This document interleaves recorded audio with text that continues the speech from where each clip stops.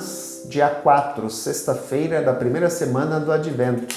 Nos é proposto o Evangelho de Mateus, capítulo 9, versículos do 27 ao 31, que nos diz o seguinte: Naquele tempo, partindo Jesus, 2 cegos o seguiram, gritando: Tem piedade de nós, filho de Davi. Quando Jesus entrou em casa, os cegos se aproximaram dele. Então Jesus perguntou-lhes: Vós acreditais que eu posso fazer isso? Eles responderam: Sim, Senhor. Então Jesus tocou os olhos deles, dizendo: Faça-se conforme a vossa fé. E os olhos deles se abriram. Jesus os advertiu severamente: Tomai cuidado para que ninguém fique sabendo. Mas eles saíram e espalharam sua fama por toda aquela região.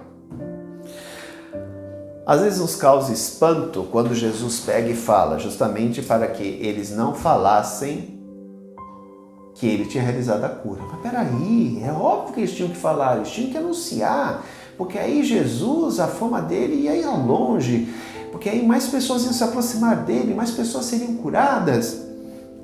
Há uma questão aqui de contexto histórico que precisa ser interpretado, ou melhor, conhecido.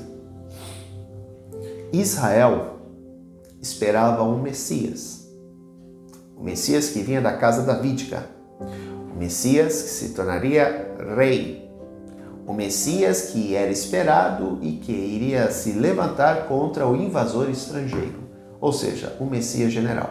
Lembremos que Davi era um general e ele foi o responsável por unificar a nação de Israel, o Estado de Israel. Portanto, o Messias esperado era um Messias político, o Messias guerreiro, o Messias que iria expulsar os romanos. Nós sabemos que Jesus não era esse Messias. Jesus era um Messias pacífico. Jesus poderia ser chamado hoje de pacifista. O cara paz e amor. Portanto, quando Jesus, e isso é muito notório no Evangelho de Marcos, lembremos que o Evangelho de Marcos foi a espinha dorsal do Evangelho de Lucas e do Evangelho de Mateus. Por isso que eles são sinóticos. O que são evangelhos sinóticos? Evangelhos que combinam, que têm a mesma matriz, a mesma raiz. Porque Mateus e Lucas tiveram como base o Evangelho de Marcos. Depois eles tiveram complementos que são problemas das comunidades de Lucas e de Mateus. No Evangelho de Marcos, os 8 primeiros capítulos, lembremos que o Evangelho de Marcos é composto de 16 capítulos. Nos 8 primeiros, Jesus quer ocultar quem ele é. Então, todas as curas ele diz: vai, pode ir embora, vocês estão curados, beleza, mas não falem nada para ninguém. Porque ele não quer ser visto ou confundido com o Messias político. Porque ele sabia que na hora que espalhasse que ele estava fazendo tudo aquilo, iam falar: olha, o Messias apareceu. Só que iriam achar que ele era um Messias político, o Messias que iria libertar Israel do domínio romano. Iriam confundir as coisas. E Jesus não é esse Messias político. Jesus é o Messias de Isaías, o Messias que dá a vida pelo povo, o servo sofredor. Já do capítulo 9 ao 16 de Marcos, ele já se revela, porque ele já está na caminhada dele para Jerusalém. Então ele se revela. Por isso que o texto de hoje, ele realiza essa cura. E aqui é interessante, hein? Uma coisa que eu sempre reflito com vocês. Ele pergunta aos cegos se eles acreditam que ele pode fazer aquilo. E eles dizem: sim, Senhor, nós acreditamos. Então seja feita conforme a vossa fé. Deus quer que o ser humano participe do processo, confirmando a sua fé, que é a sua participação, para que ele possa valorizar aquilo que é feito por ele. Por isso que Jesus, muitas vezes, quando as pessoas que buscavam a cura, a libertação, chegavam diante dele, ele perguntava: o que queres que eu faça? E no primeiro momento pode ser uma pergunta idiota. O que um cego quer? O cego quer ver de novo. O que um paralítico quer? Andar de novo.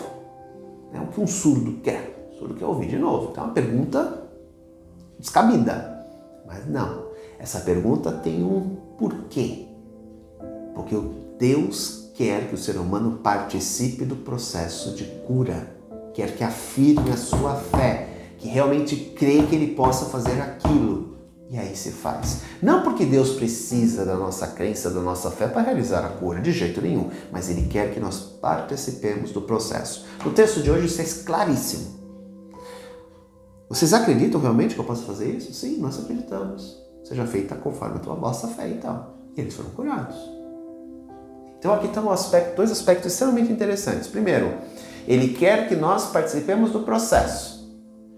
Ok. Segundo, ele não quer ser confundido com o Messias político. Por isso que ele despede os caras e fala, não conte nada para ninguém. Só que o que acontece? Você não desde aquela época, né? Não consegue ficar com a boca fechada. Sair espalhando para todo mundo. Né? Então, o que fica para nós de tudo isso? Tem piedade de nós. Eles foram falando isso até quando Jesus chegou na casa, né? Continuamos clamando para Ele que Ele tenha piedade de nós, pelos nossos pecados, pelas nossas fraquezas, pelas nossas misérias e que Ele continue nos curando, porque temos fé que Ele pode fazer isso. Então este é o grande ensinamento para nós, né? Reconhecer a misericórdia e o amor de Deus por cada um de nós e entender que devemos aceitá-lo em nosso coração como o nosso Salvador, o nosso Messias. E fazer com que esta crença produza frutos de conversão na nossa vida.